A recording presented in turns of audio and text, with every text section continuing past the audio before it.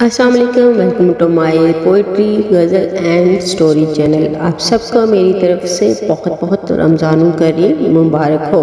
حدیث نبوی ہے، رسول صلی اللہ علیہ وسلم نے ارشاد فرمایا، جس نے رمضان کے روزے کو فرض سمجھ کر ثواب کی نیت سے روزہ رکھا وہ بخشا گیا۔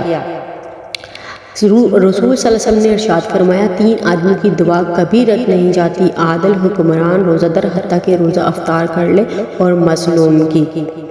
رمضان کا مہینہ بہت ہی بابرکت مہینہ ہے۔ رمضان المبارک کا مہینے میں ہر مسلمان روزے رکھتا ہے، نماز پڑھتا ہے اور اللہ کی عبادت کرتا ہے۔ ہمارے پیارے نبی صلی اللہ علیہ وسلم نے ارشاد فرمایا کہ رمضان کے مبارک مہینے میں شیطانوں کو قید کر لیا جاتا ہے۔ رمضان کے دنوں میں توبہ کا دروازہ کھول دیا جاتا ہے۔ یہ وہ بابرکت مہینہ ہے جس میں خدا کی رحمت برستی ہے۔ رمضان میں روزہ رکھنا صرف بھوک کو برداشت کرنے کا عمل نہیں بلکہ ہر برائی سے پرہیز کرنا ہے۔ اس مبارک مہینے میں اللہ کی راہ میں خرچ کرنا اللہ کو بہت پسند ہے، جیسے زکوٰۃ دینا اور غریبوں کی مدد کرنا۔ رمضان میں سارے مسلمان ایک ساتھ مل کر سحری کرتے ہیں اور پھر شام کے وقت دسترخوان پر بیٹھ کر روزہ افطار کرتے ہیں۔